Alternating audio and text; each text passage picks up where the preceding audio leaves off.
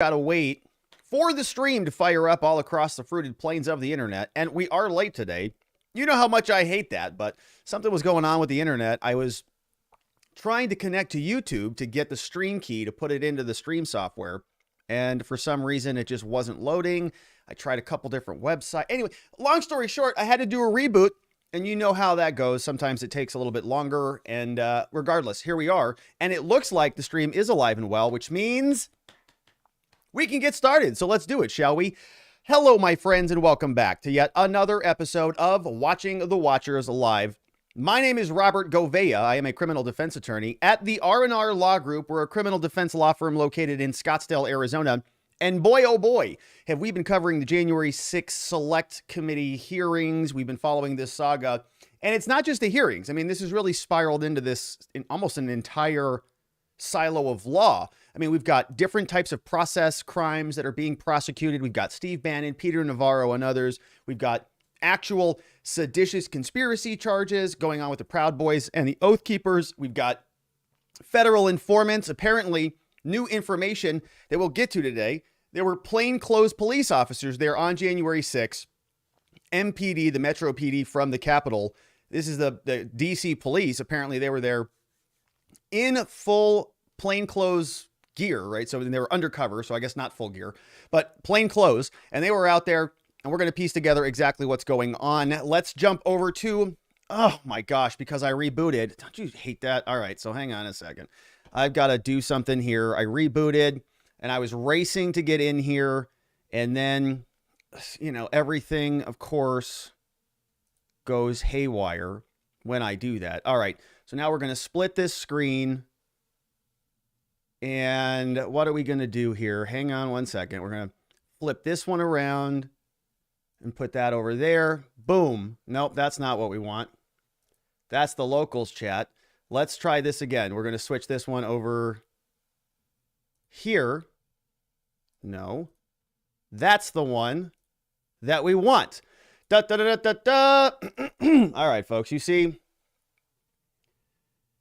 what kind of frustrations go into this process here. Now let's go. There it is. Okay, that's the one that we want. It's like amateur hour over here. What's going on? This is the mind map. Now, this is available at j6mindmap.com if you want to follow along at home. And why wouldn't you want to? Because there's a lot of goodness on this thing. And now let's go around and take a look at some of the green highlights so we can piece together what we're going to be talking about today. We have some interesting updates from the J6 Select Committee. They're supposed to be having a hearing tomorrow. We'll give some updates on that. We've got some announcement from Liz Cheney and Benny. Liz Cheney is out only. Liz Cheney said this is not political. We'll check in with her. Jamie Raskin told us today there may be more hearings. And we're going to spend some time on this story today. This came over from the Epoch Times, and it was, it's an interesting story. Apparently there were plainclothes officers who were there on the Capitol, at the Capitol, and they were really preparing for this before it all went bad. So we'll talk about that. We've got some interesting updates from Rusty Bowles, who we talked about yesterday. He's going to vote for Trump. There was a Wisconsin abortion attack that took place at the Capitol building over there. And so you can see we're sort of jumping around a little bit before we get into some of the legal updates, and we'll save those for the latter half of the show. Two big updates today, one on the Oathkeepers and one on the Proud Boys. These are both of the J6 seditious conspiracy cases. And we've got some interesting updates. The Oathkeepers prosecutors are sort of trying to go after some of their money. And then for the Proud Boys, the prosecutors are actually agreeing to push the trials out all the way out into December. And so some interesting things going on. And we will get to it all. And let's see here. Well, this is interesting. I'm looking at my YouTube platform here, and they're giving me some new tools here. Oh, this is interesting. All right, so I'll have to deal with that after the show. Okay, so here, what we can see is when we zoom out on this puppy, and you go and you check this out at j6mindmap.com, we've got a lot of business to attend to. And before we dive into it, I want to thank the show supporters, which is you. You support the show. You know, I don't come out here and do advertisements for underwear or anything like that, but maybe one day I will. But I want to thank you who support the show, our members, our Spotlight supporters. You see them here on the screen. If you want to become a member, we've got members-only content that I'm dropping every morning as it has been. whether you're at watchingthewatchers.locals.com or joining us on YouTube. Certainly appreciate your support. Okay, now let's get into the news of the day. Remember, we are scheduled for a J6 hearing tomorrow. We had one yesterday. We did not cover it live, but we did recall yesterday that we spent some time talking about all of these people. Remember Rusty Bowles, Lady Freeman, Shay Moss, Gabriel Sterling. We talked about Brad Raffensperger, all the people from Georgia that came in yesterday. We spent a lot of time going through them. We also talked about several of the responses. And then the Insurrection Committee took a little break today, right? Nothing happened because they're having to catch their breath to come back and do all this again tomorrow. Tomorrow, apparently, it starts at 3 p.m. Eastern time. Once again, we're not going to cover it. We will do a breakdown after the event. This one is supposed to be about the attack that the staff suffered, right? And basically, it's like war stories, right? They're just presenting and reliving war stories, one right after the other, over and over and over again. And so that's going to take place tomorrow. We're going to fast forward through all of it.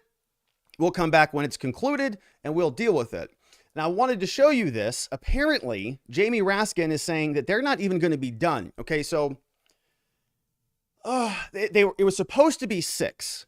But remember, we were supposed to have one on June 15th, about a week ago, and they continued that one. They postponed that one out. And we don't really know when that one is going to be rescheduled, but we are now going to be on hearing number 5, had hearing number 5, or this next one will be hearing number 5, even though it was episode 6. It's all really confusing. Long story short, Jamie Raskin is here today, and he tells us, or he's reporting to several people out there. Kyle Griffin is saying that Jamie Raskin told reporters that the original January 6 hearings would have wrapped up in June, but we are picking up new evidence. This is Raskin, picking up new evidence on a daily basis with enormous velocity, right? In other words, they're not going to be done in June. They've got a long way to go. Manu Raju over from CNN got the same scoop. Jamie Raskin told us there has been, quote, a deluge of new evidence since January 6th, the hearings began, forcing them to plan for even future hearings in July.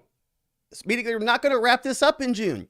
It's going to go on indefinitely. Quote, he says, we just need to catch our breath from all the reading of the teleprompters, go through the new evidence, and then incorporate it into the hearings. So they're just going to keep, again, another month of these things? Good Lord. And he was actually out there on CNN. I think this was last night. Yeah, here he is. Let's go through this a little bit. It's 4 minutes and 30 seconds. Let's see how much we can tolerate of the guy. But here he's responding after the hearing took place. So they did the full day of hearings.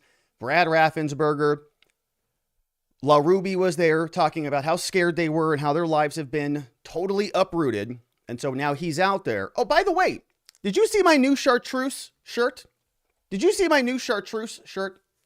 Yesterday, this is chartreuse, isn't it? I mean, it's close. I don't know if you can see it through the camera, but I'm pretty sure this is chartreuse. So shout out to Paul. You ask, my friend, and we deliver on that. Anyways, we're going back to Raskin. And here is Raskin now. He's going to be giving CNN the update, the follow-up. Hey, Paul's got it. Paul says he loves it. Perfect. Thank you, Paul. And here, it's mint green. Yeah, it's sort of like the ginger mint that La Ruby handed to her daughter yesterday. All right, so here is Raskin. We're going to go back to Raskin. And now he's going to tell us about his thoughts after the hearing concluded yesterday. Let's listen. The Democratic Congressman Jamie Raskin of Maryland. Congressman, thanks so much for joining us. Why was it so important for your committee today to highlight the personal impact all this had on election officials? Yeah, and that was the war story, right? It's a high school pep rally. We're amazing, we're amazing, we're amazing, or we're horrified, we're horrified, we're horrified. Sob story over and over again. We heard that yesterday. Well, it's one thing for everybody to hear that Donald Trump tried to steal the election and nullify Biden's majority. It's another thing entirely to see him bullying up close the Republican Speaker of the Arizona House, the Republican Secretary of State of Georgia. Okay, so did you hear that? It's horrifying what Trump did to bully these people. Talking about Rusty Bowers, we're going to come back to Rusty Bowers in a little bit. Rusty Bowers, I have a clip from him because he also got a follow-up question, and they tucked this one away down into the bottom of an article. Rusty Bowers, as we're going to see, is not even mad at Trump. let's finish with Raskin. Brad Raffensperger, and then actual election officials like Shay Moss, who testified today. I mean, this had a traumatic impact on a lot of people's lives. And of course, it was really in traumatic. the wake of all of Donald Trump's bullying and coercion comes a lot of death threats and violence and so on. And so we're beginning to tell the story as you see the violence unfolding towards January the 6th. Yeah, it was so painful to hear all those details. So painful to hear all the details. And they went through LaRuby and they went... We responded to all of this yesterday. If you missed yesterday's show, I think it was a pretty sort of systematic rebuttal to all of these claims, because Donald Trump electors, Donald Trump campaign workers, Donald Trump poll workers, remember in 2016, many of them got abused when they were saying that he stole the election and that Hillary Clinton should have won. Remember all that? We played many clips of that yesterday. Hillary Clinton herself said it was stolen. So they're all responsible for, I guess, their own version of the big lie and their own version of electoral pressure, but they don't want to be held accountable for any of that. They just want to pass the blame over to Trump. So we went through that yesterday. The committee did lay out. Let's see what else Wolfie has to say. Ron Johnson actually tried to deliver a fake slate of electors. Let's hear what Raskin has to say. Well, Senator Johnson has an open invitation, like everybody else who may be a material witness to parts of these events, to come forward and to tell us what he knows. Certainly, if he knows anything more than that, we would love to hear from him. We understand. So they're talking about the competing slates of electors now. And you know, this is an issue that we've talked a lot about. What happens if a legislature decides we're going to take the vote sort of back because we govern elections and we think that it was conducted fraudulently by the executive branch, right, which conducts the elections. It's all separation of powers. We have an executive branch, secretaries of state in many states, that go and they conduct the elections. If they do it fraudulently to sort of embrace themselves, right, reelect themselves or whatever, the legislature can use the pressure escape, relief hatch, pull it, take control back over the elections again, because that is the most direct representative body that we've got, right? The people of the state elect the legislature and they send all those people in there. So then they would be more representative and they would be the people who could sort of duke it out. And that would be more of a democratic resolution than just an executive branch, conducting an illegal election or a fraudulently conducted election and taking over control of power. So that's why we had this situation. And they're talking about these competing slates of electors going over to Ron Johnson and saying that, of course, that was, and again, without getting into the nuts and bolts of all of that, what would be nice is if we could ask questions about this, right? Actually have a legit, I do have questions of Ron Johnson, but we're not going to get anything meaningful out of him or anybody else because this is a one-sided fake hearing. Let's continue on. Hit on the election implied the collection of these counterfeit electors, and it's, it would be comic if it weren't so tragic to see people stepping forward and claiming to be electors for a majority when obviously their candidate lost. The vice chair of the select committee, Matt Cipollone, his testimony. That there was no factual merit to his big lie, that there was no legal theory that could justify all of this coercive pressure being placed on. Yeah, so see that, again, that's all standard of care argument. That's Jamie Raskin substituting his judgment in the political sphere, saying Donald Trump, there's nothing that ever he could have thought or seen that would have justified his behavior, his posture. Okay, now you could make those same arguments against any other Democratic candidate, and we have many of them here who've made the same arguments, right? Hillary Clinton, the election was stolen from me. Kamala Harris had concerns about Dominion. Benny Thompson didn't trust when Donald Trump got elected in 2016. They all said it was Russian hacking. The whole stinking Democratic Party said it was Russian hacking and Donald Trump was illegitimate. There was a whole hashtag on this, okay? Hashtag not my president. Right. So for Raskin to now come around and say that Donald Trump and everybody, was being reckless or egregiously out of bounds is ridiculous, right? Because in 2016, just a couple of years before, the entire Democratic Party was doing just that. So it's a double standard to the maximum degree, but memories are pretty short. You and I remember, I'm watching over here in our locals chat, Jeremy Matrita is talking with Bonnie, and Jeremy said, yeah, the left contested 2016 and held riots. And Bonnie said, I remember. I remember. And I remember too. Now, we weren't doing YouTube back then. I was not on, I was not doing any video really of outside of law firm videos. But I remember that. I remember that waking up the next day after Hillary Clinton lost and the whole country was going, what just happened? And, I may have been doing cartwheels, sort of laughing, giggling like a schoolgirl to myself in my office going, oh, this is amazing. Laughing like, a kid on Christmas. But a lot of other people were concocting schemes. And we went through a whole litany of them yesterday. Not going to do it again here. But the point is, Raskin is now going to take this incident out of context and say Donald Trump is the only one responsible for this bad acting. And nobody else has done that, even though we know it's patently untrue. It's in video. We have it. Vice President Pence, and there was no pathway to power for him. And so we would like to hear him describe everything that he went through. So far, we're getting it kind of like a bank shot from other witnesses. So it would be good to hear from him. And, I'm not quite sure where the negotiations are at this point. Considering how much evidence continues to emerge, committee to announce. Well, you're right. More evidence is pouring out every day. Here it is. More witnesses are coming forward. It's almost like a national catharsis as people who have information are deciding to turn it over to the January. It's a national catharsis. Do you feel cathartic? Everybody's just dumping tips right into the FBI's inbox. We've got more evidence to prosecute Trump. Select committee. So, I had hoped that we would be done with the hearing process by the end of June. It may be that the incorporation of all the new evidence coming in requires us to go a little bit further into the summer. Into the summer. Wow, into the summer. And I did teach criminal law too. Oh gosh, here. University Law School here in Washington. And I did teach criminal law too. Look, they're more. So do you know what a sham and joke this is? Would you be okay here, Jamie Raskin, constitutional law scholar? I get so irritated with that. So stupid. What are you talking about? So you're telling me, Jamie, that you know about criminal law and you feel okay like this is a hearing that even resembles due process in any way, shape, or form? Are you serious right now? There's no cross-examination whatsoever. You haven't disclosed any witnesses.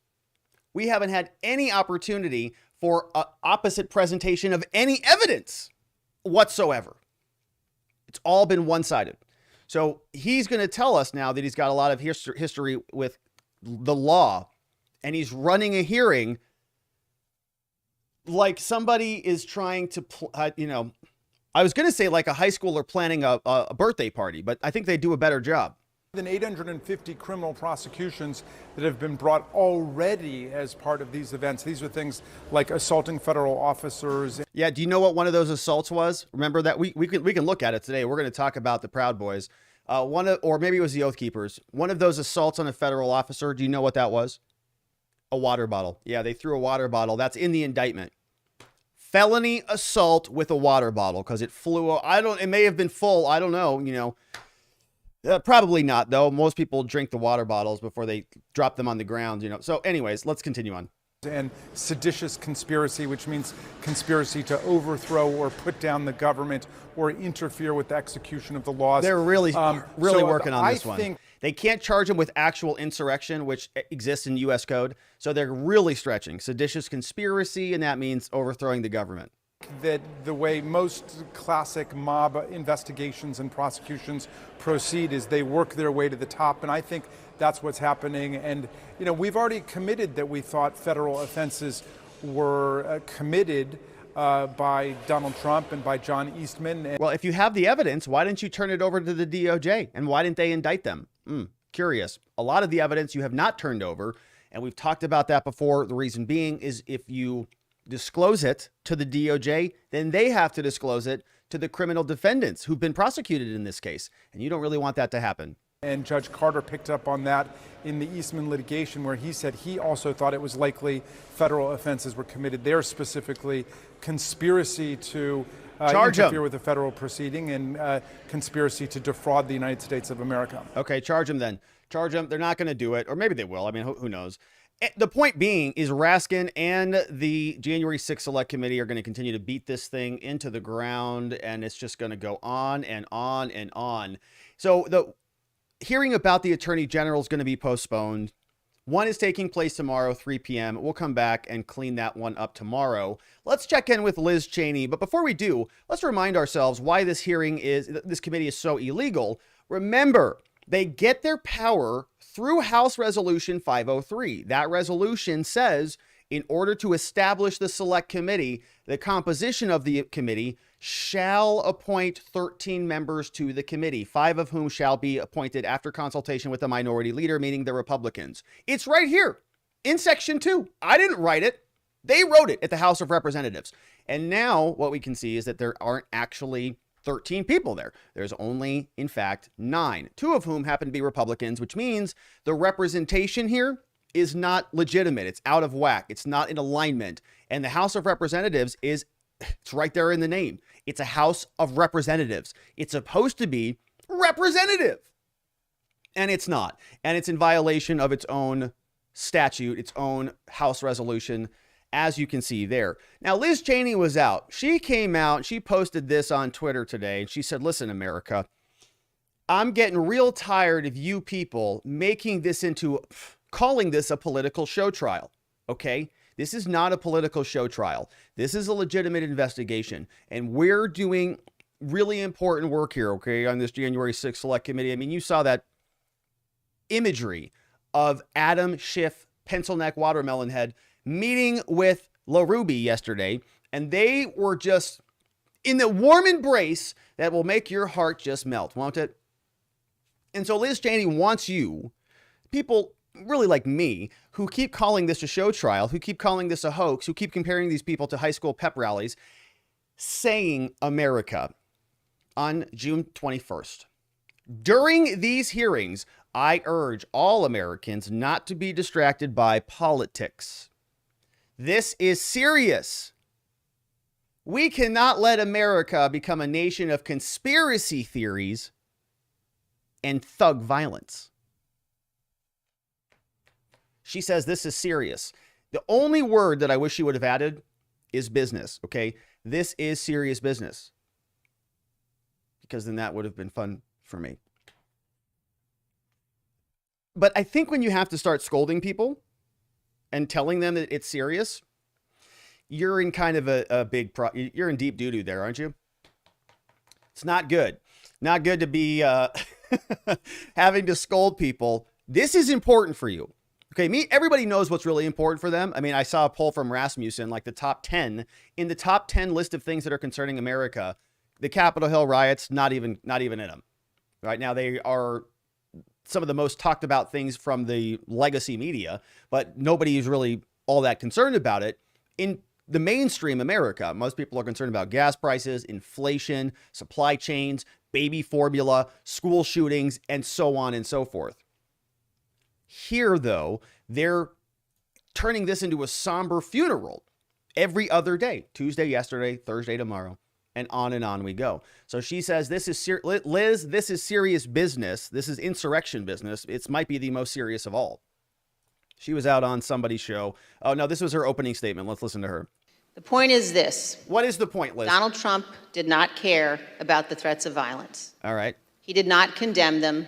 He made no effort to stop them. Okay, apply that statement to any other Democratic politician who's ever walked around ever.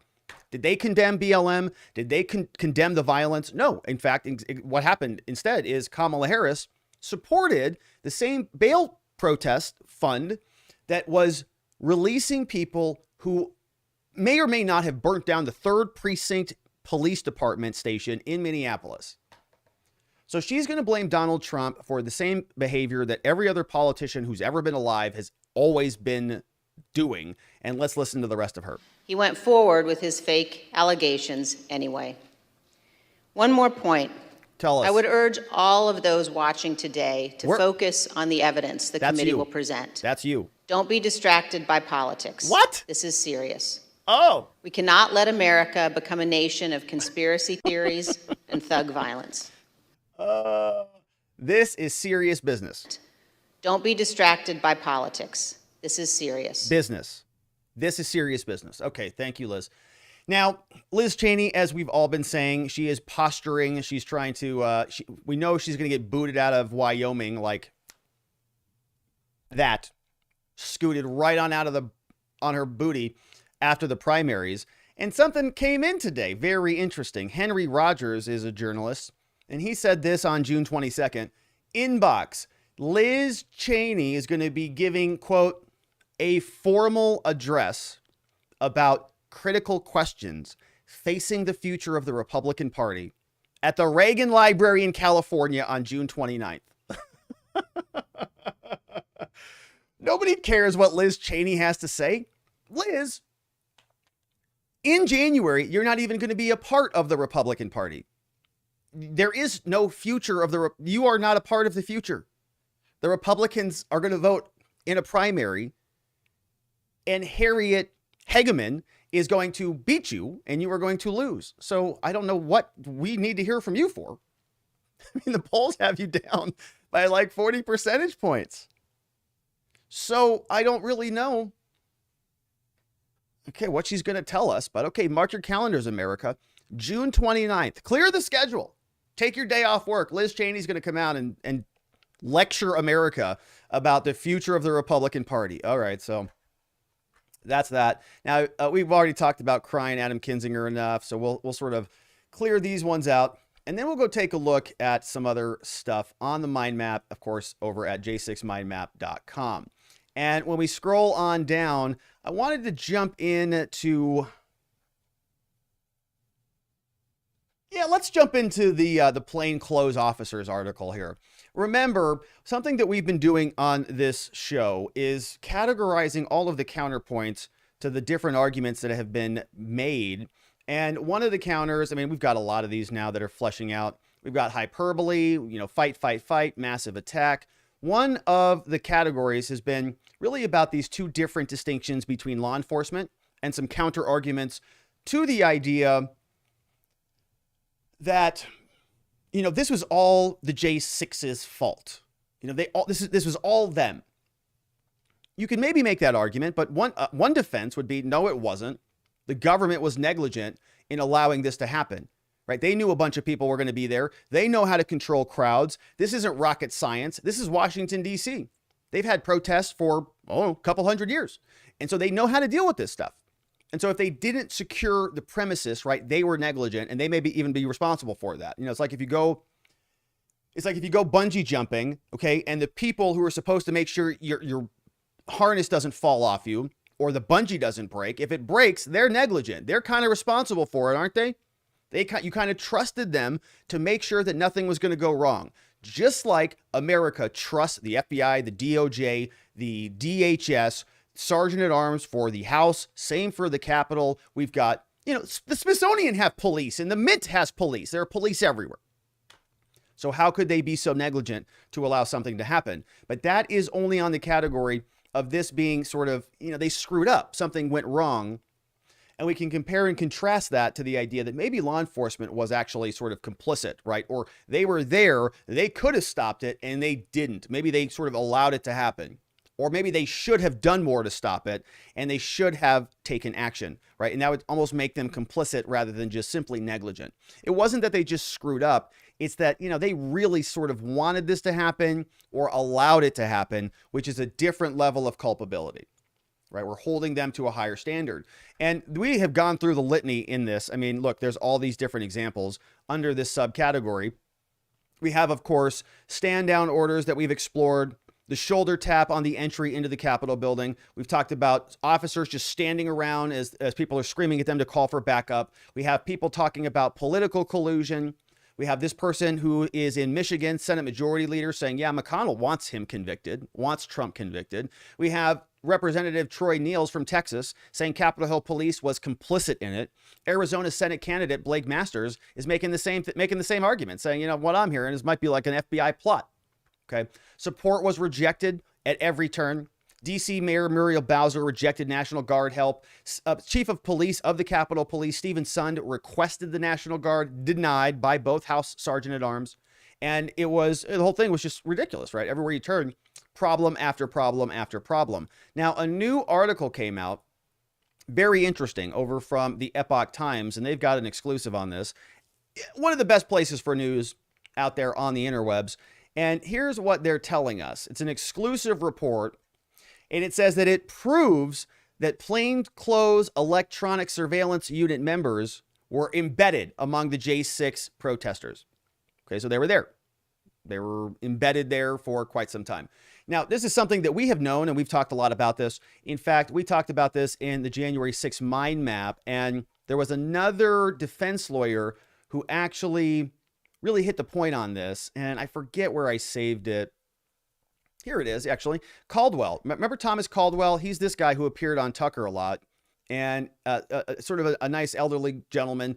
Here, his defense lawyer said, quote, at least 20 FBI and ATF assets were embedded around the Capitol on J6, okay? This is one defense attorney who's taking a look at the discovery that comes into him. He's representing a J6 defendant. Prosecutors are sending him information, police reports, so he can review the file. And he put in a footnote in a motion. We know that 20 FBI and ATF assets were embedded around the Capitol.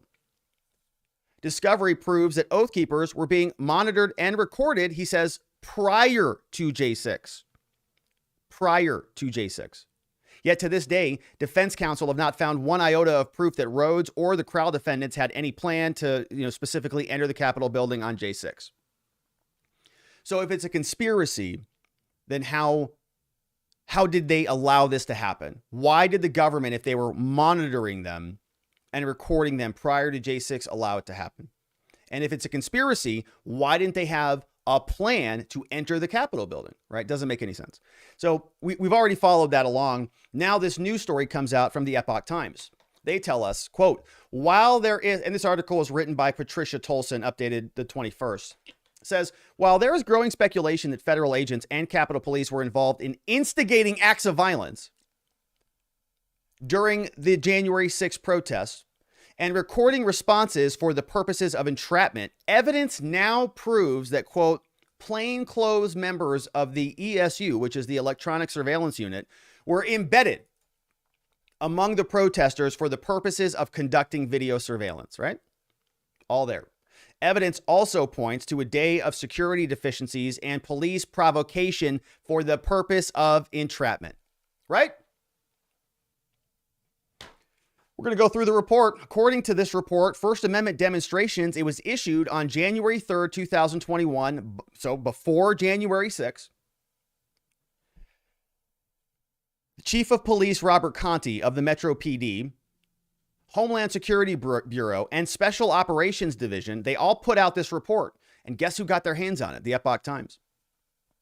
It says that the MPD, the Metro Police, began to activate the Civil Disturbance Unit platoons on January 4th. Full activation of 28 platoons was scheduled to occur the following 2 days. And we have the report here. According to the DOJ website, a CDU is composed of law enforcement officers who are trained to respond to protests. And the objective of the MPD was to assist with the safe execution of First Amendment demonstrations. There was speculation that federal agents were involved in instigating acts of violence at the time. And as Red State reported, there were multiple surveillance videos that showed masked men opening up doors to enter into the U.S. Capitol building to allow protesters to enter in. In fact, one video shows them entering while Capitol Police officers simply stand around, and we have no idea who these men are. Don't know who they are. Red State has this. Feds are forced to release surveillance footage of this video. And this came over from Zoe Tillman over at BuzzFeed. And let's see. If you can't watch the video, what you'll see is doors are open. People are just casually walking in, right? There's no mad rush, no violence, no weapons, certainly no organized insurrection taking place here. It's trespassing. Yeah, that's illegal, but they're not breaking and entering, right? And we've seen this before. We have talked all about this. We have this in the mind map. In fact, we have the tapping video. They just sort of tap, tap, tap, and they officers just allow them to walk right on in. So if all of that is taking place, right, where are those people? And don't we want to know who those agents are? And don't those January 6th defendants get to know that? I mean, that there may have been federal agents who were entrapping them or acting as sort of agent provocateurs. The covert cadre of provocateurs right here. The article continues over from the Epoch Times. They tell us that on December 7th, on Tucker Carlson, Joseph McBride identified a man as a red face 45. And he said that this guy, McBride, he said the man is clearly a law enforcement officer. He passes out weapons, sledgehammers, poles, mace. Some of those things come in contact with other protesters. It's clearly the government creating conditions of dangerousness and entrapping members of the crowd to give out weapons. January 13th, 2021, senior analyst also came out. He's convinced that people were embedded in the crowd to execute an organized operation planned well in advance of the joint session. The Epoch Times and others first reported that senior federal law enforcement officials didn't answer questions about old Ray Epps. Remember this guy? Ray Epps saying, we're going into the Capitol. We're going into the Capitol. We're going into the Capitol. Seen all over the place, but not there on the federal indictment list. No charges. But now we see we've got some more evidence. Unknown to the public until now, the First Amendment demonstrations report also reveals an undisclosed number of plainclothes MPD ESU quote members who were embedded in the crowd to document evidence of criminal activity. In 2016, MPD purchased 2,800 body-worn cameras, but it's unclear who these members were. They're never referred to as officers or police. Of the 37 specialized units that are listed apart in there, ESU is not among them. So we have all sorts of feds and all sorts of undercover police just milling around there on January 6th. Nobody knows. And nobody's disclosing it. And nobody's asking any questions about it. Only the January 6th Select Committee. They're the only ones who get to answer or ask any questions. Because he didn't assume the job as the police officer until January 2nd, Waller believes Conti inherited rather than set up this agency, but the report raises a lot of questions. It's important to have these type of units, but remember, a lot of electronic surveillance requires warrants. Are these private contractors? Are these political volunteers? Are they using paid agents or different types of agents? Who are these people? We also have October 29th, another report saying that there were major deficiencies. Politico reported 17 pages of this. Another 140-page report. And the list just goes on and on and on. So you can see, right, a lot of questions about this. And we talked about this previously. On January 4th, Chief of Police Sund asked the House Sergeant at Arms for help. And we've covered that. That's in the mind map. All this stuff is mostly in the mind map here. But now we've got that new report that there were actual undercover police officers as well from the Metro Police. And you can see it here, right there in that report. All right. Well, it's not a surprise, I suppose. I mean, we've been following along. We know that. If we go over to the mind map, we can see that there's more to that story. Remember that this is Enrique Tarrio. We also know was sort of a Fed. Reuters reported that some time ago. We had the stand down order that I was talking about here previously.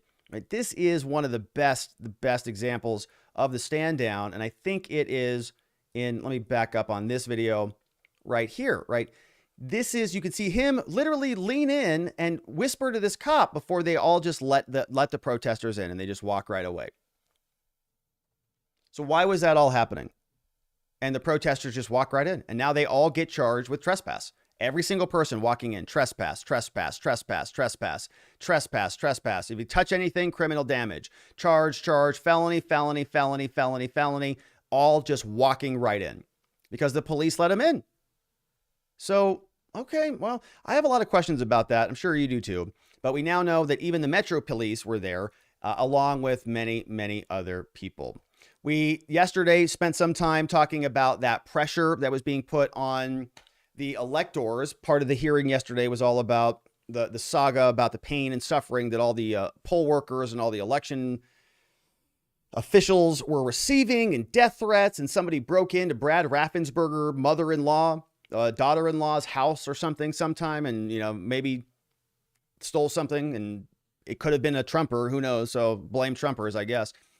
But all of that was going on, right? And they told us how horrified these people were. And one of the key witnesses yesterday was this guy, Rusty Bowers, aka Rusty Bowles, who was here from Arizona. And the article came out after he testified. He said that, you know, this was really just juvenile. What Donald Trump tried to do was a juvenile effort. And it attacked the bedrock principles of American democracy, right? He said that previously during the hearings. Now, Bowers also said that the scheme was illegal and unconstitutional. He said that Trump called him on Monday and I want to tell you what happened, and all this horrible pressure from Donald Trump, right? Really, really, really bad stuff. And he came in and he almost shed tears yesterday because he's so horrified by this man's behavior. But guess what? But while Rusty Bowers said the efforts by Giuliani and other Trump backers have been hurtful, he does not levy any criticism on Trump directly and would support him if he were on the ballot. What? He's saying that he would support this insurrectionist president? I guess, yeah. He says, quote, if he is the nominee, if he was up against Biden, I'd vote for him again. Simply because what he did the first time before COVID was so good for the country. He says, in my view, it was great. Oh. So if you were a defense attorney then, and you were able to cross-examine Mr. Bowers, that would be a good question you would draw out on that line of questioning. So even though you sort of were unhappy with what Trump did, you still support him? You still think do you think he's an insurrectionist? I mean, do you think he's trying to wreck America? You'd vote for him again? If he's going to wreck America, you're going to vote for him again? Weird. So, we don't get any of those questions. We don't get anything even remotely interesting because it's all just one-sided and a sham. Some more stuff came out before we get into the legal updates. There was an allegation of capital damage, of course, that came out yesterday. And a major double standard here. We talked a lot about the Colbert people. Colbert sent his writers who do most of the work for him out to go be funny and communicate that back to his show. And apparently, they were banging on doors at one of the Capitol office buildings that leads over into the Capitol building, and it turned into this big thing. Now, Marjorie Taylor Greene is also out there, and she was in front of Congress, and she is also accusing the Democrats of Capitol Hill criminal damage. So do you see how this is going now? I mean, we've speculated this was going to happen for some time. If the Democrats are going to come out and blame an entire Republican political party and every single Trumper and all the MAGA people, well, Republicans are going to do it too. And they're going to be in charge here pretty soon. And Marjorie Taylor Greene is going to have a bone to pick with everybody. And I don't care if it's just them putting a sticker on one of her posters outside her office. Criminal damage. Okay, they're prosecuting people for throwing water bottles. They're prosecuting people for being invited into the Capitol for criminal trespass. They put a sticker on Marjorie Taylor Greene's sign in her congressional building. I'm not going to say the death penalty for that, but pretty close. At least 2 years of solitary confinement, 23 hours a day.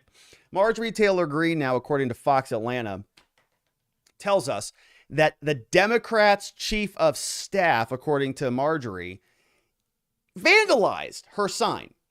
And she's reporting to us that the DOJ is not even going to prosecute this. Now, she's from Georgia. She says she knows who's responsible for attacks on my office and my Christian faith. The Republican who represents Georgia went to the House floor and said the following. Madam Speaker, I would like to address the House and talk about how I've been mistreated as a freshman member of Congress and how crimes have been committed against me. They've been caught by the Capitol Police. They have been sent to the Department of Justice. The Department of Justice is refusing to prosecute these crimes. This is another example of the two-tiered justice system that we are living under right now under the Biden Department of Justice and Democrat leadership. Absolutely right. Now, let's see what the offense is here. Madam Speaker, she says that she's referencing an anti-transgender rights placard that was outside of her office. She put it up across from a transgender flag, and an Illinois representative, Marie Newman, there was an escalating feud here. Rep. Marjorie Taylor Greene is saying her sign is being attacked. Now my sign has been attacked 11 times. Let's listen. Look at this. All right, so they're all decorating their offices. And so she puts her sign up outside of her office. Oh, what a world we live in. What's happening in America right now? So this is where it's going now. So we've got signs up now. Now Newman, a Democrat, posted a video showing her installing a flag associated with transgender rights directly across from Green's office. Oh, so these are like feuding neighbors with each other. Green then posted a video putting her sign up talking about the genders. Is she a biologist? Is she qualified to talk? I'm not sure. But Marjorie Taylor Greene also then posted this one. And apparently this is the attack on the sign. Pharisee is Pharisee knows. Well, let's watch what this one's all about. So I did find out who this person is. Who is it? And it's reported in the news. I did find out that it's Representative Jake Auchincloss, Chief of Staff. His chief of staff is the person that has been consistently attacking the sign, targeting Look at him. There he is, busted, putting his finger right on this sign right there. You can see it. Dates of the offenses: March 11th, March 10th, February 22nd, February 19th, February 2nd, February 1st, January 24th. That's multiple dates of offenses, my friends. Multiple violations. I mean, I'd argue to stack those penalties consecutive. This might be a life sentence for criminal damage. Here, Timothy Dwayne Hysom putting stickers on Marjorie Taylor Greene signs. That's more offensive than a water bottle. I mean, a water bottle just bounces off. A sticker, that can leave residue that you have to, really scrape off. It's a lot of work. Harassing me. This is a chief of staff. This isn't like a low-level staffer.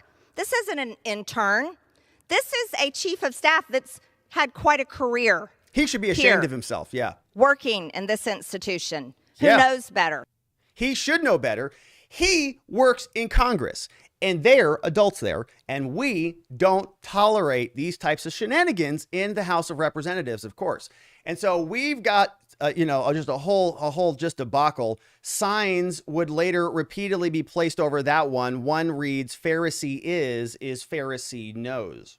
Greene, in a tweet, said that this was an attack on her Christian belief. And we already know who Jake Auchincloss is. He's the same guy who was colluding with It's All Coming Together. He was colluding with Stephen Colbert to take over America with Triumph the Insult comic dog. Remember? Auchincloss was the same guy who let them in. Oh my goodness. Look at this insurrectionist. Yeah, this is problems. All right, so Marjorie Taylor Greene, you can see the photographic evidence of this. Let's watch this video clip together, shall we? Look at this terrorist. He's hiding behind his COVID mask, and now he's going to be wrecking her flag. Unbelievable. I hope the Republicans form a committee to stop this, put an end to this. She says, one day we're going to hit a point where American people don't trust Congress anymore. One day. One day we're going to get to a point where we don't trust Congress anymore. One day soon. I mean, I don't know when. Maybe in the future eventually. All right, so that's the saga. Now, the DOJ, of course, not going to do anything about it. But if you throw a water bottle at somebody, that's going to be insurrection saga that requires an entire fake committee being formed. That's Marjorie Taylor Greene. Now, that's the capital damage. Now, remember, we've also talked a lot about the interference with the electoral process, okay? And this was the point that Stephen Colbert made. He said, my comedians were just there telling jokes. They're at the Capitol office buildings, whereas other people on January 6th were interrupting the proceedings, right? They were interrupting the Capitol. They were interfering with democracy and blah, blah, blah, right? They like to take these standards and splice and dice them in a way that serves them most suitably. And now we see another example of something that looks like this. In Wisconsin, Planned Parenthood, the PP organization, came out and says the people of Wisconsin, they posted this today, 9:34 a.m. They said the people of Wisconsin support access to abortion. Our legislators need to listen and pass the Abortion Rights Preservation Act. Hashtag pink out the Capitol. Hashtag bans off our bodies. Posted 9:34 a.m. today. Okay, well, it looks like a lot of people in the Capitol building. And this woman has a little tiny pink microphone here. And I mean, if they were wearing red MAGA hats, like this would be an insurrection, wouldn't it? Like we just changed the colors here from pink shirts to red MAGA hats. Like that, this is an insurrection, right? If they just change their outfits, like if the jerseys changed, if it's not the home team, this would be an insurrection. Let's listen. Now, shrill warning, content warning, shrill warning. Here you go. Brace yourselves.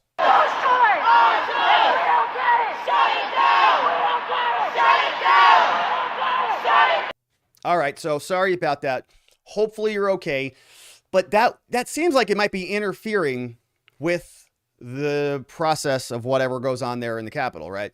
Like, is that an insurrection? I mean, if you swap the colors, if you gave them all a red MAGA hat, would Rachel Maddow and Chris Hayes be screaming about this as being the end of America? I think so. I think so, wouldn't they? Listen. There is no choice when there is no access. That sounds like a threat. Holy moly. You don't get a choice. There is no choice when there is no access. I think they're saying like they don't have a choice, but that might be a threat to Congress people. Like there's no choice. If you don't give us access, you have no choice. You'll be executed. Abortion on demand or else. And I don't see or else in there, but I mean, you can sort of imply that, right? It looks very insurrectionary to me and very shrill, but I don't know. Apparently, according to the other people in the mainstream media, not that big of a deal. Even though it looks like it might be criminal trespass. Were they invited there? That could be criminal trespass. That could be disorderly conduct. If somebody threw a water bottle, that could be assault. So, you know, very curious why these two standards are so far apart, but this is the new America that we live in. All right, my friends. And so that's it for the updates on the J6 stuff. Now, we are going to stay with this because we've got some J6 repercussions that are a consequence of this fake select committee hearing. And we've broken this up into two types of crimes. We talked previously about the process crimes, right? These are the criminal charges that are stemming from not anything that took place on January 6th, but from failing to play ball with the committee, for not showing up when they sent subpoenas out. They got charged with crimes. And we had updates on Bannon and Navarro, I think earlier in the week. And so we don't have anything new from them, but we do have some interesting updates on the two seditious conspiracy cases. One in particular about the Oathkeepers, the other about the Proud Boys. And so let's jump into these. The Oathkeepers is a little bit more, I think, easy to dispose of quickly. So let's take a look here. Remember, Oathkeepers, one of their, the original indictment named several defendants, all of them being charged with seditious conspiracy. Stewart Rhodes is the guy who is sort of the head of the Oathkeepers, and he had, in my opinion, experience and a relationship with Ray Epps. You can see photographs of these two guys together here, palling around in Arizona. This is Stewart Rhodes right up here in the front. That's Ray Epps down there in the back. Ray Epps, of course, was somebody who was there on January 6th. Ray Epps is right here. You can see Stewart Rhodes walking right next to him. I think this is loud. No, that's just a clip, not the actual video. So they're walking down Oathkeepers. They're here in Arizona. I think that was out in Queen Creek, right? Okay, Stewart Rhodes is a seditious conspirator, which apparently had a federal informant embedded or at least closely related, close friends with Stewart Rhodes. And they have, of course, been charged with seditious conspiracy. Now, something interesting popped up here. It's interesting because it's the prosecutors really going after the money for the lawyers, right? All of these people got different attorneys. Thomas Caldwell's got his lawyer. We already talked about him. And so a lot of the defense and the defendants, a lot of them are being funded by private money. And when that happens, you start to run into some potential ethical concerns. And the prosecutors are jumping all over this. They're saying, look, we can go after the money. If we can sort of get these attorneys. Let me back up a little bit. There are rules for conflict of interest in criminal cases. Okay, if you charge a group of people, best practice is that all of those people get their own lawyers, right? You don't want one lawyer representing two different co-defendants, because if that happens and one of the co-defendants gets a plea deal from the prosecutor and the prosecutor says, I'll give you a really good plea deal, but I need you, sir, to rat on this person. I need co-defendant A to tell on co-defendant B. co-defendant A, I'll give you a smoking deal. If one lawyer is representing both A and B, now we have a pretty big conflict of interest, don't we? Right? Because now we have to communicate that really good deal to client A, but it's at the expense of client B. And we've got ethical duties to client B. And so the best way to handle this is just not to get into those situations, right? Don't represent both of those people. There are exceptions to that when that representation may be stronger and you have informed consent, right? When those clients know that there is a possibility that this conflict might arise, and when they waive that potential conflict. And if that conflict does arise, really the answer in most cases is the lawyer has to get off both cases, right? The lawyer can't stick around on either case because now he knows enough about both sides. So it turns into a messy situation. Now here, the Oathkeepers, they have different lawyers, but if they're all being paid from the same bucket, right? If they're all being paid from the same fund, there may still be a conflict there because the person who's ultimately paying all of them may be the person who is dictating how this stuff goes. I'll continue to pay you if you fight for this person at the expense of other people. And so if all the money's coming from the same bucket, the prosecutors may be able to then say, you can't get paid, or there is a conflict of interest here. And if they can cut off the money, they can cut off a lot of the legal representation for the Oathkeeper defendants, right? So why wouldn't they do that? Well, you can see they're trying that. Page 1 of 4. This is being copied to all the lawyers. You can see Jessica Watkins, lawyer for Jessica Watkins, lawyer for Kenneth, lawyer for Kelly, lawyers, 3 lawyers for Stuart Rhodes, Shipley, Weinberg, Fisher, they're all there. Okay, all of these are lawyers. And this is coming from the prosecutor's office. Department of Justice Matthew Graves. He says, hey, lawyers, you've all been retained on these 3 related cases, okay? These are all closely related. There could be a conflict of interest.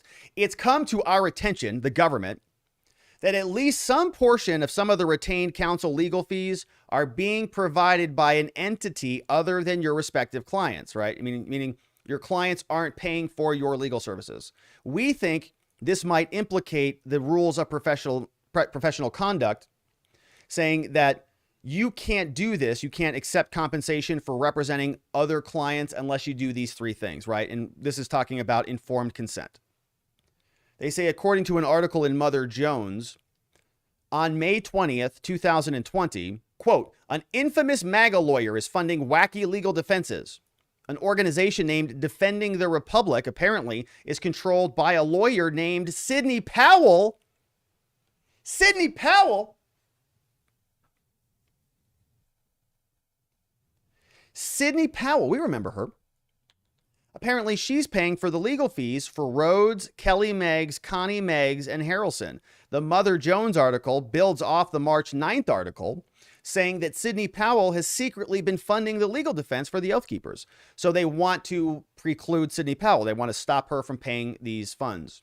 According to BuzzFeed, Kelly Meggs' former counsel Mosley stated that at least 3 or 4 other defendants have the same arrangement, meaning that Powell is paying for their fees. The Supreme Court has said that there could be dangers in this, and we are asking you to decide and basically tell us, inform us in writing by June 21st that you're in compliance with this rule. Let us know. Okay, so this is the prosecutor's office sending that over to the defense lawyers.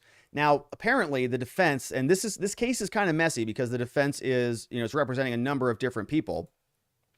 But the prosecutors then came out today. Remember, the deadline they set was June 21st. So apparently they didn't get the response that they wanted then. And so they filed this one now today. It says, all right, Your Honor, the United States now moves, Judge, for you to take a look in camera. That means sort of behind your closed doors, in your office, in your chambers, not out in the public, not part of the record. We need you to look at this, and you don't even need to notify the defense if you believe that's fair. We want you to make sure that they are in compliance with the rules, right? And they're saying the government suggests that you might even look at their fee agreements, okay? Look at their contracts for legal services, because it sounds like, based on public reporting, that somebody named Sidney Powell is paying their legal bills. And the government is filing this motion because we want to ensure that there aren't problems with these legal cases, right? What happens if we go forward, the government gets convictions on all these charges, and all the defendants say, my lawyers screwed us on all these cases. They were representing multiple defendants, and there was conflict of interest there, and now I should get a new trial because I didn't know any better, and this lawyer totally screwed me.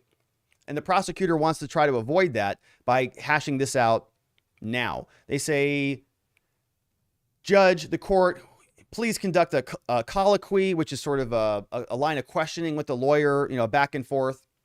On June 16th, the government sent a letter to these people, and here's what we've got. The counsel's responses are summarized as follows. Thomas Caldwell's lawyer said that he received no funding from and is not represented from defending the Republic. Nothing to do with them. Said, I'm in compliance. Another lawyer who represents Marshall said, I'm in compliance, not receiving any funding. Somebody on behalf of Natalie said they were also not receiving funding. Tom Spina, also not receiving funding. Here, Julia Howler, representing Megs, saying did not say whether they were being represented or paid by Sydney and others. And that's it, right? The government therefore requests that the court go through this and find out and ask some questions, and we'll see. And this could be a big deal for the Oath Keepers and their defendants. If they don't have any money to pay their lawyers, right, they're at a pretty serious disadvantage. So that's the Oath Keepers updates. Not a huge update there. There is a lot of back and forth now sort of taking place in the Proud Boys case, though. And to wrap things up for the day, the Proud Boys, they had court today. They had a status conference, and there was actually a lot of activity here. Remember, one of the big things that we have an issue with right now is the parallel processes that are underway. We've got two things happening, of course. All of these criminal prosecutions are underway. Peter Navarro, Steve Bannon's trial is less than 1 month away. They're going to trial less than 1 month away, and they're not going to be done with the January 6th hearings. That's all still going on. So we've got these two parallel things going on simultaneously, congressional hearings. We also have criminal prosecutions, and there is a lot of overlap here. In the January 6 hearings, they're talking about the Proud Boys. They're talking about the Oath Keepers. They've got thousands, apparently, of deposition transcripts that they have not disclosed to the prosecutors at the DOJ. They've got tens of thousands of hours of surveillance footage and other materials that they have not disclosed over to the DOJ. These are prosecutors. They need that if they're prosecuting these crimes. And so if they get that stuff, they have to disclose it to the defense. And I would argue they have to disclose it anyways. I mean, it's in the government's possession right now. The January 6th Select Committee has it right now. The defense attorneys, if they don't get this discovery and there is something in there that might be exculpatory after the fact, and let's say these prosecutors have the trial and they win and they get convictions, but then after the fact, the January 6th Select Committee releases something that might exonerate the January 6ers. Huge problem, okay? Because jeopardy is already attached. They've already had their trials. Now they don't get another crack at it, okay? The government doesn't get to do it over again. So if now they file a motion to dismiss or a motion for a new trial or something, right? The sanctions could be a dismissal of the case. And the prosecutors really don't want that to happen. So now, because the January 6th Select Committee is not working in an actual legitimate judicial process, they've sort of taken this out of the purview of the Department of Justice, which is the legally constituted body that's supposed to be governing this. They're making it more difficult on themselves and on the actual criminal prosecution. Okay, so let me say that one more time. The January 6th Select Committee is so gung-ho and caught up in making sure that people pay for their crimes, allegedly. But what they're doing in how they're conducting these hearings are helping the criminal defendants in the January 6 cases, because it's giving them opportunities to say they are not disclosing exculpatory evidence to us. And if it pops up later that there was something else that maybe was problematic or not properly disclosed, could be a possibility for sanctions in the form of a motion to dismiss or a motion for a new trial. They're undermining their own efforts by conducting these hearings. If they would have just turned it all over to the DOJ, they could have let the DOJ sort it out. But they don't want to do that because it's not about that, right? It's about political prosecutions and politics. It's about securing a narrative that leads them to electoral victory in the future. Now, they did have a court hearing today. You can see there was a big status conference. And because we have these parallel things working together hand in hand, the J6 hearings and criminal prosecutions, I want to show you this. A lot of activity here. This is a screenshot from Pacer, the court docket, and it gives us a lot here. And so let me just take a quick look. Okay, here on 621, look at all these different motions and responses.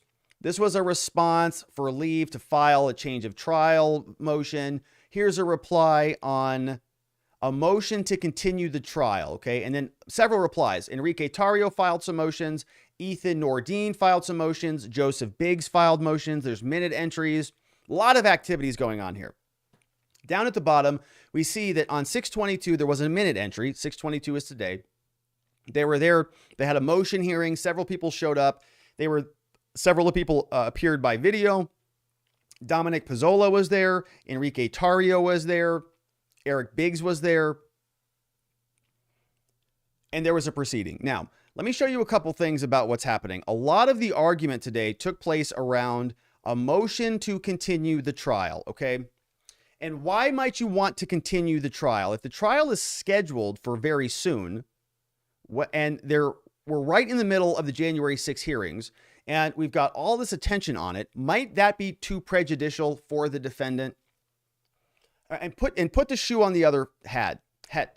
If you flip the script on this, and let's say you're a Democrat and you hate Trumpers, well, what if you just flip this around and you said, well, we're just going to take the worst Democratic, allegedly Democratic people that exist, these seditious conspirators, and we're going to try them, I don't know, as a Democrat, we're going to try Michael Sussman somewhere in deep red Texas, for example, right? And you might say, you may want to put some protections in place to make sure that, this defendant actually gets a fair trial. That same concept applies when you are in DC, in the DC circuit. There are January 6 hearings going on. We want a fair trial. Biggs, who is a defendant in this case, wants to continue the trial. He wants to extend it out so he gets more of a fair shake on this because we're in the middle of these insurrection hearings. And so here's what he filed. He put in court yesterday. He's replying and responding to all these different defendants. Okay, now there's a number of defendants in this case, and some people want the extension. They want trial pushed out, and other people don't. They want trial now. And typically, defendants, well, not typically, but a lot of the time, defendants want trials soon, right? Because the speedy trial right favors the defendant, or at least in theory, it's supposed to favor the defendant. The government wants to continue cases out, and we need more time, and we got to go investigate this, right? It's in the Count of Monte Cristo. Sorry, Dantes, you're going to prison. For what? What did I do? Nothing. That's why you're going to prison. We're just going to investigate you and hold you indefinitely until you rot away in the Chateau Reef and die. And we said, you can't do that anymore. We have a right to a speedy trial, and we're going to make sure that the government doesn't delay. Now, typically, because the government is a big, gigantic bureaucracy, they love a delay. And if a defense or defendant is willing to give them additional time, they will typically take it. And so sometimes the defense will say, and you see this like in DUI cases or cases where there's some evidentiary hurdles that the government has to jump through. Like in a DUI case, they've got to test the blood.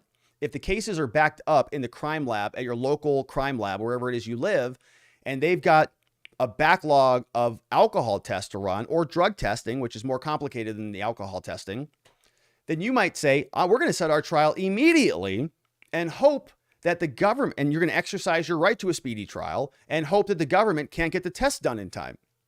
And they will not have the evidence to present against you in the court. And that happens from time to time, okay? So like that is a legitimate strategy. So there may be reasons why the government does not want, why the defense here, Tarrio or others, may not want that continuance because they're saying, we don't want to give them any more time to go and get a bunch more evidence. We want our trial now. So let's see what's happening here. On June 16th, about a week ago, Biggs, who is another defendant charged with seditious conspiracy, filed his motion to continue trial. Trial is on August 8th, coming up very soon. And if these hearings are going on and we're in the middle of election season, then the Proud Boys might be at a disadvantage to have a trial in that framework. So they're asking to push it back to December 12th. Biggs, the defendant making the motion, explain why I need this. First, the House Select Committee is ongoing. They have a watched and arguably garish televised hearings that are beginning in June. And they're going to go all the way through June 30th. And they're going to release at least 1,000 January 6 witness deposition and interview transcripts after the August, or at least before or after the August trial. So that's a problem, because this defense might need those transcripts to build their defense. They say the resulting need to conduct additional polling about juror prejudice in D.C. is also a concern. And so this is being joined by other defendants like Dominic Pizzola. They want the continuance. They need more time. They say this is okay for us. And they say that Nordine, Tarrio, and others filed their responses. And their responses are remarkable, he says. They're extraordinary.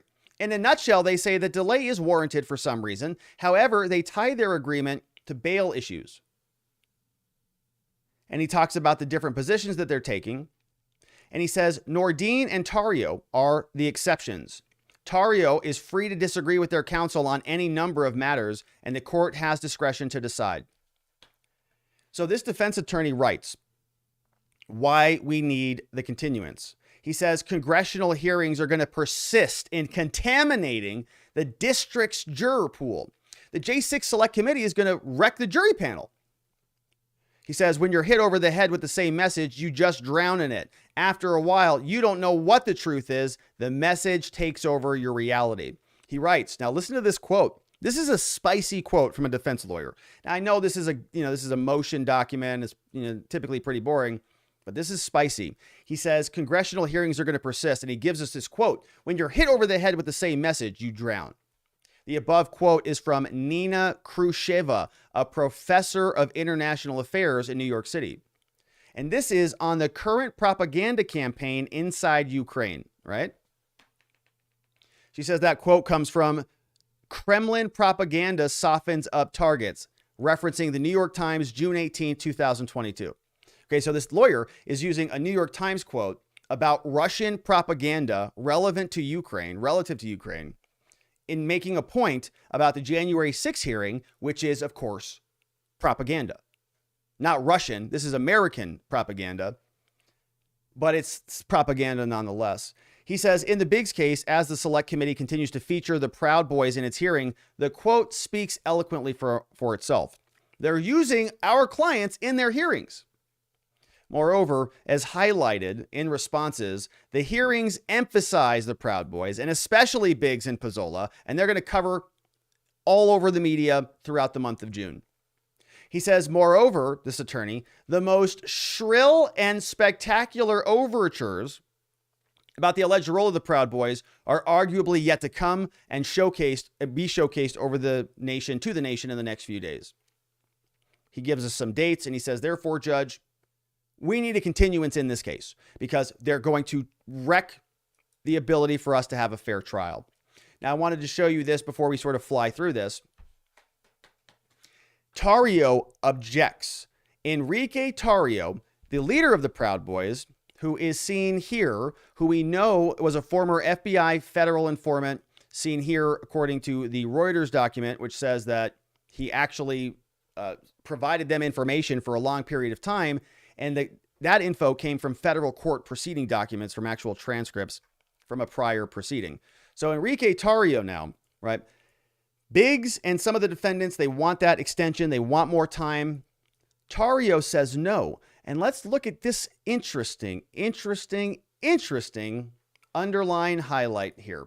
The motion is written as follows. It says, response in opposition to the motion to continue the trial. This is what his lawyer said. Comes now the defendant and files this response. The purpose of this response, filed today, this 22nd, is to make clear that Tarrio opposes any continuance of the trial date. Tarrio believes that an impartial jury will never be achieved in Washington, D.C., whether this trial happens on December or August or next year, it doesn't matter. Will never be fair. And he goes on. He says, now pay attention to this underlined spiciness. Let's zoom in on this one a little bit. It says, after reviewing, the defense attorney writes, after reviewing countless hours of discovery, composed of terabytes upon terabytes of evidence, not a single scintilla of evidence exists that Tarrio participated in any kind of conspiracy or criminal wrongdoing. He says quite the opposite is true. All Tarrio ever did, was work with and coordinate with law enforcement. Do you see that? All Tarrio ever did was work with and coordinate with law enforcement to keep his Proud Boys, the general public, and law enforcement safe. Out of the hundreds of people charged on January 6, Tarrio is the only person that was not even there. He was in Baltimore, Maryland. He got excluded from D.C. by a judge. So I'm pretty sure his lawyer just acknowledged that he is a federal informant. He was working with the feds, coordinating with law enforcement. And he wasn't even there because he is a fed. They told him to get out of here. Tarrio is innocent of all the accusations contained in the indictment. Every day he spends locked up is a tragedy of justice. Justice delayed is justice denied, says that defense attorney. And he signed that in. So they are objecting to that, right? No continuance at all. Then lastly, now as we see a little bit of a disagreement between these two, between Biggs and Tarrio, Biggs wants the continuance. Tarrio does not. As I explained, prosecutors typically are okay with continuances because they want extensions, right? They want more time. But in these cases, they have not been wanting continuances. And we talked a lot about this when we were covering the Peter Navarro case. Okay, remember in Peter Navarro's case, Peter was asking for a continuance. He said, Judge, I don't even have a lawyer. I've got a book tour coming up. I've got book deals out now. I got to go sell some books to pay for my legal funds. He was getting skewered all over this. And normally, as I have commented about previously here, when the defense asks for a continuance, the prosecutor is usually like, okay, no problem, right? Unless the case is really old and you're using it as sort of a tactical maneuver, prosecutors might come out and no more continuances for you. Like your client is avoiding the consequence. It's time to go. But generally speaking, right, they're kind of okay with continuances, except in the January 6 cases. Why? Because the clock is ticking on this. If the elections go as everybody speculates they will, and the Republicans take over Congress, they're back in charge. This fake select committee is in deep doo-doo again because they're going to be disbanded or taken over by the Republicans. And so they have no choice but to make these prosecutions go very quickly. For some of these cases, recall that in the Peter Navarro case, Sarah Lynch, who was reporting on this, told us that Peter was asking for a continuance. And the judge said, well, look, I'm not so sure that I can move this around. My schedule's a mess. Also said that when Peter wanted a continuance, the prosecutor, the assistant U.S. attorney, said delaying the trial till 2023 is, quote, completely unwarranted. Navarro's book tour cannot be a reason for a delay. So in other words, you don't get extra time. Why? This is a process crime. This is Peter Navarro not showing up to court to answer questions or not showing up to the hearing to answer questions, not complying with the January 6th subpoena. That's a different situation than the Proud Boys. The Proud Boys, of course, these are criminal charges relating to actual activity that took place on January 6th. And these are also the seditious conspiracy charges. So the prosecutors do need these things to sort of extend out, or they're okay with them extending out because they really need these seditious conspiracy charges to stick and they do not want them to go out. They do not want them to go away. So what we see here are prosecutors trying to have it both ways. In the Peter Navarro case, they want no extensions at all, no continuances whatsoever. But when we go over to the Proud Boys case, they're perfectly okay with a continuance. Why? Because it serves their interests. Okay, they are not consistent. They are making two different arguments from the same office, from the DOJ. So here you can see this was filed by the prosecutors. The prosecutors here say the United States consents to continuing trial. The same Department of Justice that was screaming from the rooftops about Peter Navarro not needing a continuance, they're asking here now for a continuance. They're like, yeah, we agree. Totally agree. We don't agree with Enrique Tarrio that we should have the trial in August. We agree that with Biggs, that it should go all the way out into December. They say, Your Honor, based on the record before the court, this case, and they're blaming the January 6th committee for this, okay? Like, let's be clear why we're reading this. They're saying we also need a continuance because if we don't get this continuance, going to be a big problem for us as a consequence of what's happening with the J6 committee. All right, Judge, they say this case should not proceed to trial in August. The defense is right. The government joins all defendants in urging this court to continue the trial, right? And I don't think that's the case anymore. Like Tario on the same day. I think these are Tario on the 22nd filed, and he said, we do not want this to continue. So it's not all defendants. It's some of them. And Tario actually slapped that one on top of this to say, no. We don't want a continuance. But the prosecutor says we have to. Moving the trial is necessary to avoid the potential constitutional and due process issues that have been presented in the parties' filings. Do you see what that says? This is saying that the Department of Justice is recognizing the defendants in these cases are making very valid constitutional and due process claims, issues. They're raising potential problems that are legitimate. And this doesn't happen all that often from prosecutors, okay? They don't say things like this. Moving, it's necessary to avoid constitutional and due process issues. Okay, many of you have followed this show for long enough now. Do you ever see us here reading prosecutors admitting that? No, you don't. Here, why? For the reasons described herein and things that may be articulated later at a later date, we agree to push this thing back out into December. They give us some background. They say Biggs and Pizzola, they say that a continuance is necessary. Nordine agrees that a continuance is necessary. Ray agrees a continuance is necessary. Why? In light of the unduly prejudicial pretrial publicity. And we have some interesting footnotes down here. This one says, this is the government prosecutor writing. They say, to the extent the defendants suggest the government coordinated the timing of this prosecution with the committee, the government rejects that suggestion and denies that occurred. Okay, saying there is no collusion between the J6ers, between the J6 prosecutors and the J6 committee. There's no collusion there, which I don't buy that for a second. Okay, the committee had their first hearing the same week that these Proud Boys got indicted, if you remember that. So I don't think it was just coincidental. Defendant Nordine introduced various arguments about pretrial detention, and they're saying that if they want to challenge that, they can file it again. Here's the argument as to why this trial must be moved, and this is the prosecutor saying this. They say previously, the government requested that the committee provide the DOJ with copies of transcripts, okay? The Department of Justice asked the January 6th Select Committee to give them transcripts of its interviews. They think it's about 1,000 transcripts. Okay, 1,000. And the prosecutors explained to the court, the defense needs to review these transcripts before the trial, not during or after. They have to be able to see those before. The government says this is important and agrees with them.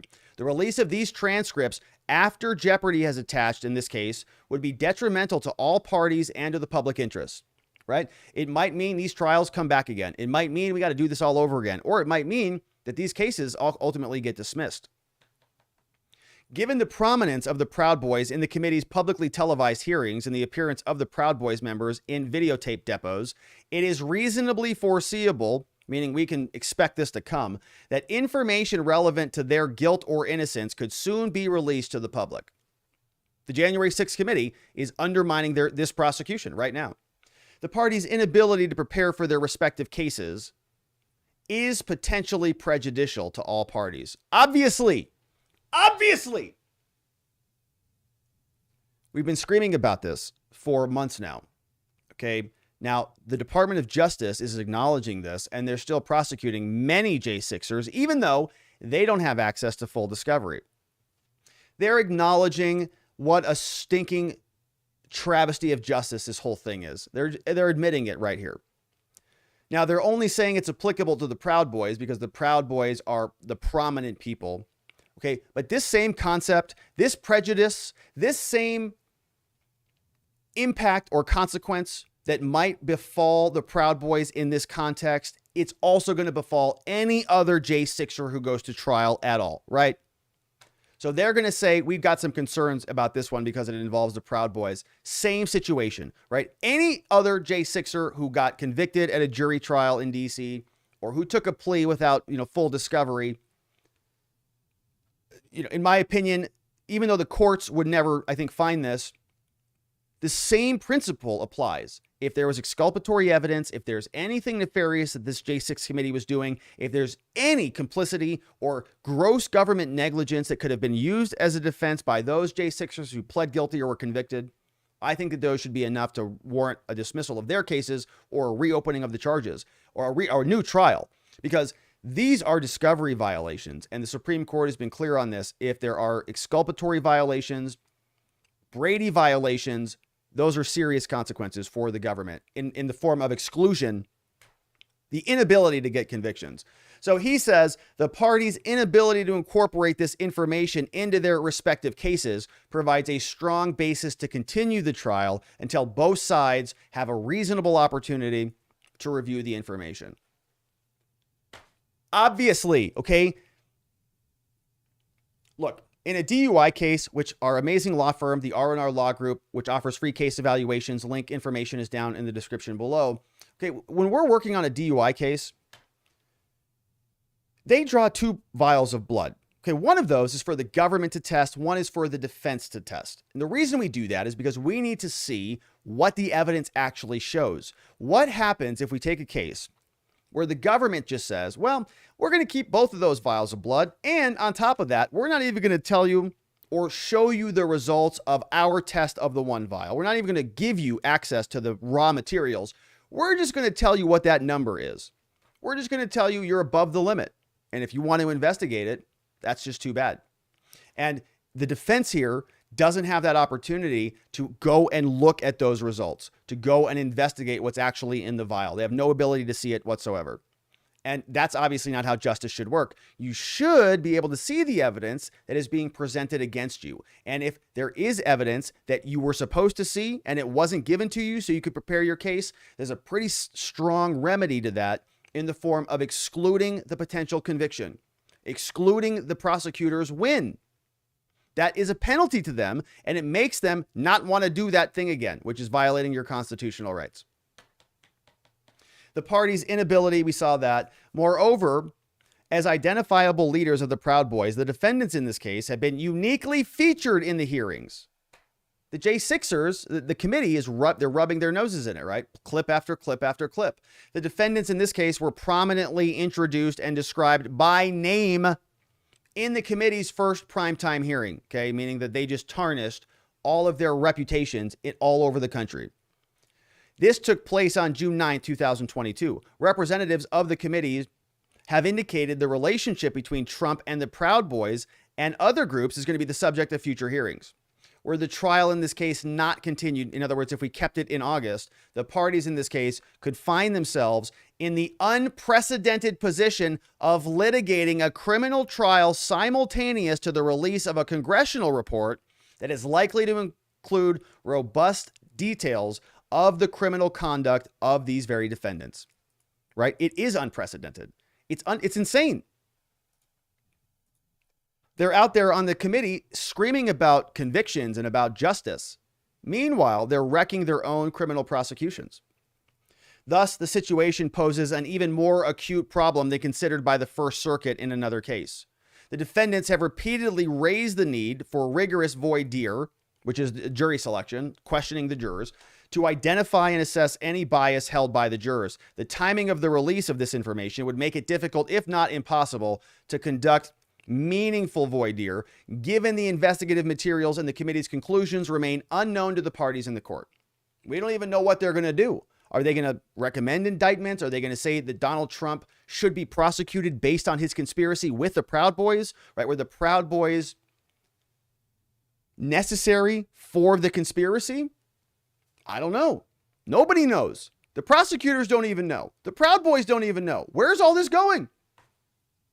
The DOJ says the timing and the prominence of the hearings and the conclusions and its focus and the conduct in the Proud Boys heighten the need for a rigorous voir dire process. In other words, the select committee is causing us to have to do more of this.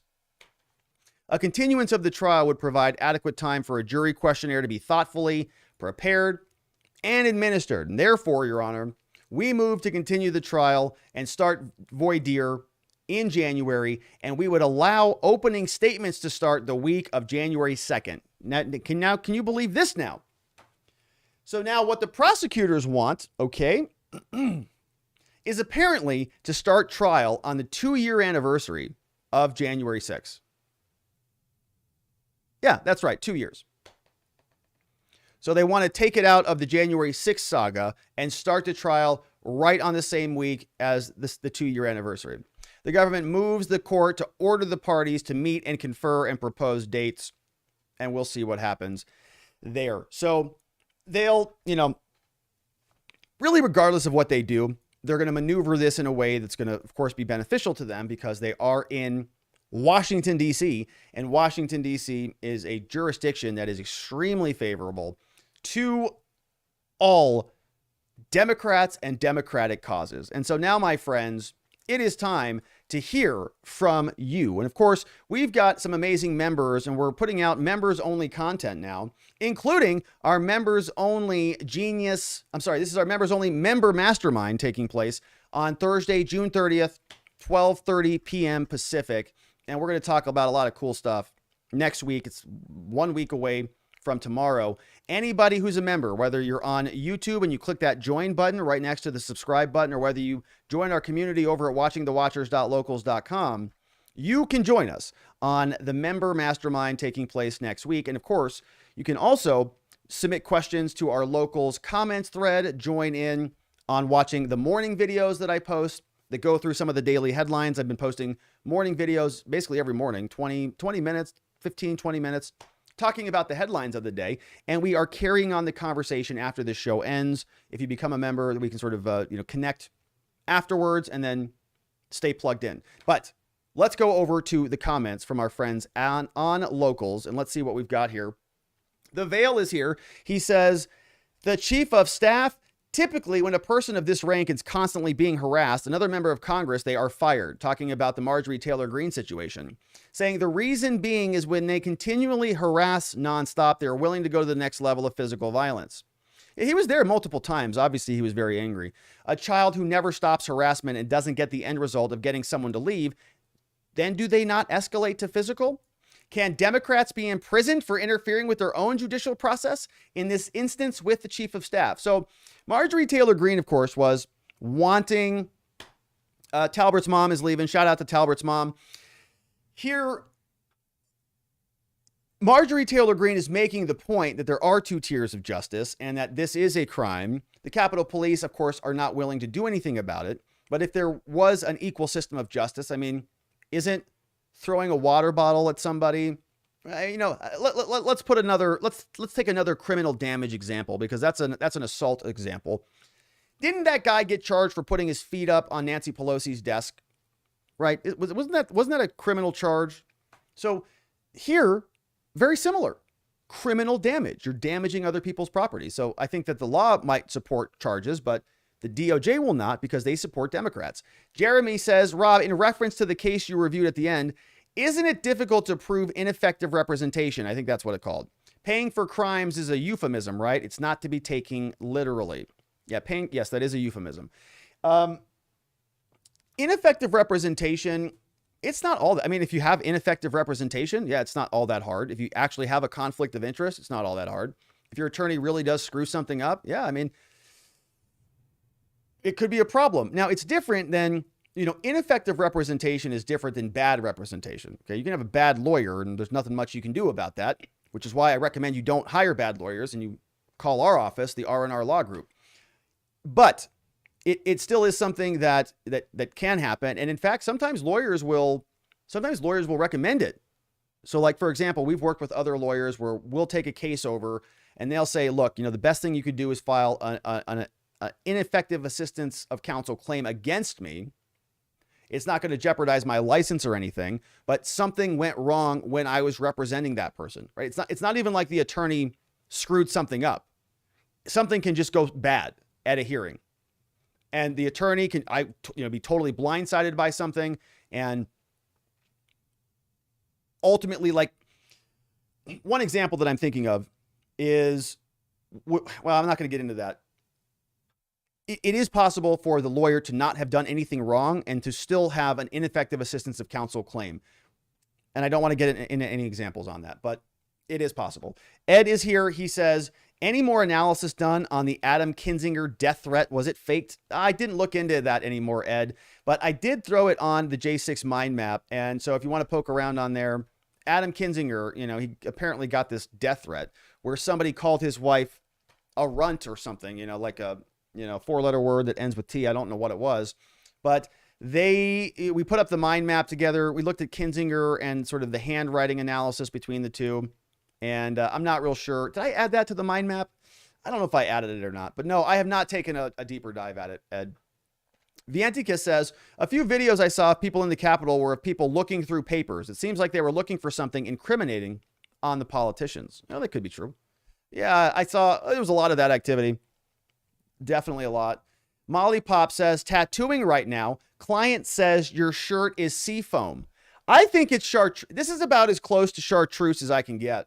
Yesterday, Paul Minot said that it was going to be a chartreuse with a collar. Like, this actually has a white collar to it, right?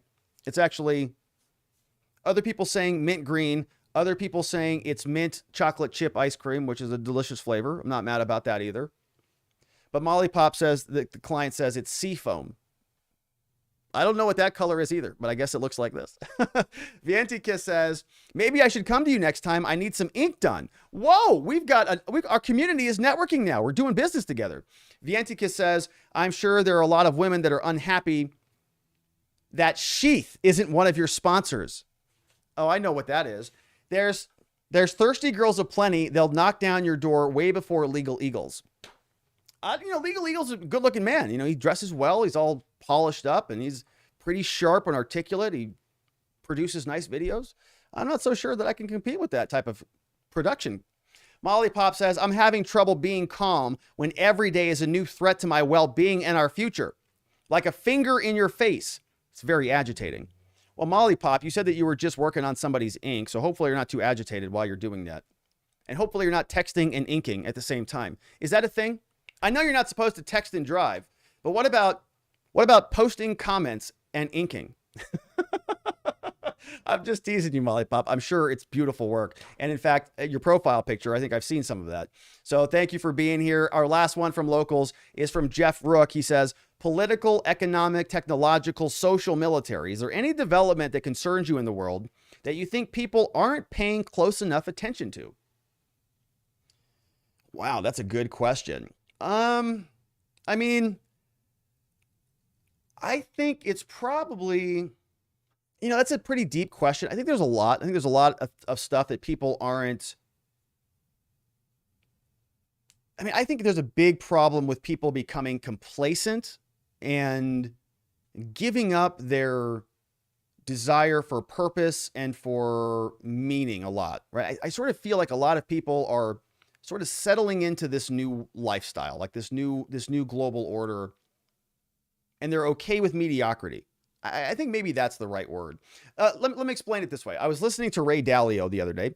Ray Dalio had a very, very interesting conversation. I'm going to talk about it next week, probably on the member mastermind. But they asked him, Ray, hey, what's the, what's kind of your takeaway that you'd give to everybody in life? And he put it very succinctly, what I'm trying to say. He says, evolve well, right? Evolve well, meaning you've kind of got an obligation to evolve. And that means becoming a better version of yourself. And, I don't want to sort of paint in broad strokes, but when I look around America, I sort of see a lot of complacency, sort of a lot of people expecting things to be done for them, and sort of a diminishing burst of wanting to accomplish cool new things. I see a lot of politicians saying the same old sound bites over and over again. Things feel very stagnant. And I think that that's going to be a big problem.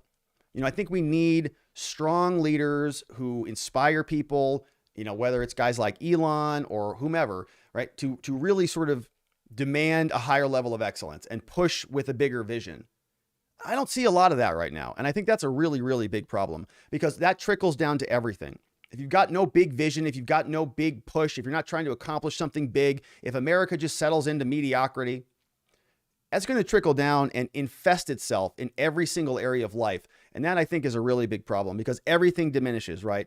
All human progress and achievement then slowly falls around that. And I think that, of course, is not good. So we're trying to do our part here to, communicate and be a part of the solution in many ways. I know we talk a lot, sort of political stuff, and sometimes we can be a little bit tearing down, but we are trying to, I think that's all with the purpose, right? The biggest problem that I see in this country is the federal government in many ways, right? They are the biggest difficulty in almost all of our lives. They tax us, they regulate us, they make our lives miserable by inflating our money away. So we've got to, I think, pay very close attention to that. And what we're trying to do here, even though it might feel like tearing down, the way that I think about it, it's sort of like pulling the bricks out of our prison cell so that we can open up the doors and run out across the dewy meadows. And I think that's necessary. There's going to be, it's a scary thing to say to people, you don't need the federal government anymore. They're the worst part of our lives and yours. And I think that it's going to be a scary transition for people, but it's a necessary one. And I'm just grateful to be a part of the conversation, and I'm grateful that you are here. Let's take a look at some YouTube super chats before we wrap it up for the day. Here we have Dirt Cheap. He says, is tomorrow's episode the one where Lori's braces somehow pick up radio signals? Yeah. And there are several space aliens on the committee. Jamie Raskin, I'm not sure if he's from this planet. I mean, honestly, that hairdo, I think it's alien. It's probably from Uranus or something. And of course, pencil neck, watermelon head. It's almost alien and almost alien-like. They have the little necks and like the big heads with the big things around the side. So it very well could be they are interfacing with the Hubble Space Telescope. I don't know. Andrew Passman says, I think the IRS is worried about an insurrection on them. They recently purchased $750,000 in ammunition per Fox News. Yeah, the IRS is, of course, one of the worst things that exists in all the world. But I guess they need ammunition. A lot of people need ammunition out there. I don't know what that's about, Andrew, but thanks for flagging that for us. Richard Jack says, the coming mostly peaceful protest should get an interesting response from the unwashed. Can't wait. Yeah, and I think what Richard is talking about are the very soon to be forthcoming abortion riots. And we've already been following that a little bit today by talking about what took place in Wisconsin. But there's also, they're firebombing, certain organizations around the country. They're protesting outside of Kavanaugh's house. They're sending bloody whatever over to Judge Amy Coney Barrett. The whole litany continues. But it's a different political argument. It's a favored political class. The Republicans are not. So if you wear pink and you scream abortion, you're okay. But if you wear a red MAGA hat and you scream election, you're an insurrectionist. So just so we're clear on how all this works. Jeff A. became a member. Jeff, amazing. I'm glad that you're going to be joining us. The member mastermind is going to be a lot of fun. Let me give you a preview of that. So I actually have my own actual mind map that involves all of this. And let me find it right now. Here it is. And if I pull it up, you can see sort of what we're looking at, right? We've got world affairs. We'll talk about some crypto, some people. We've got some books that I'm reading. We have some practices, things like happiness, success, some pretty good books. We have some filters that I use, some language filters. And we're going to go through all of that in good detail as a part of our member mastermind taking place Thursday, June 30th. So I hope you join us. Actually, Jeff's going to join us. And Sheila Myers is going to join us too. Sheila became a member as well. And so I'm grateful for that. Miguel Labra with a nice super chat. No question, but thank you, Miguel. I appreciate you being here. And Lava Java Lava wrapping it up says, has inflation affected the cost of an abortion? Probably. I mean, it's impacted everything. I don't know what those cost, but I'm sure those have gone up. I mean, maybe they should put it on the CPI scale, I guess. And we should measure that to see if those costs go up or down. But those, my friends, were some great questions. Thank you for all those generous super chats. Welcome to all the new members who came and joined up. I want to remind you again that if you do join on YouTube at the spotlight level, or if you join on locals at the equivalent level, which is a little bit of a higher price point, you get some very fancy real estate on the screen right here under the Spotlight supporter segment. So Chris Romero, David, Dr. EMB, all of you, if you want to share a link or a logo, or if you want to become a Spotlight supporter, right? This is why I don't have to go and find sponsors. People send me emails. Rob, will you sponsor our NFT? No, I'm not going to sponsor your NFT. Would you do a thing for our mobile game? No, I'm not going to do a mobile game. I'd rather share this valuable time and this valuable screen real estate with you. If you've got a business, if you've got a social media profile, if you want to join as a Spotlight supporter, your name will go here and we'll give you a little bit of screen time on every one of these shows. It's a way to sort of, become mutually supportive of each other. You can support the work that we do. I can support some of the work that you do, or you can just join and just get your name on there. It's a nice sort of spot to have. So if you are somebody who wants to do that, please send me an email and I will add you to that. Otherwise, my friends, please join the community membership at YouTube or on locals. And that, my friends, is it for me for the day. We covered a lot of the January 6th stuff. And tomorrow there's a full hearing on it. We may happen to be covering it again all day tomorrow, but I want to thank you for being a part of the show today. One more final reminder that if you happen to know anybody in the state of Arizona charged with a crime, this is our law firm, the R&R Law Group. We have a mission to help good people charged with crimes in the state of Arizona find safety, clarity, and hope. We'd love it if you referred them to our team so that we'd have the opportunity to help. Free case evaluations. We do good work, and we appreciate you thinking of our law firm for anybody in the state of Arizona that needs some help. And now that, my friends, is it for us for the day. I want to thank you for being a part of the show. Thanks for all the love and the support.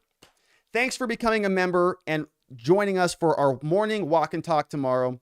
My friends, have a tremendous evening. Sleep very well. I'll look forward to seeing you right back here tomorrow. Bye-bye, everyone.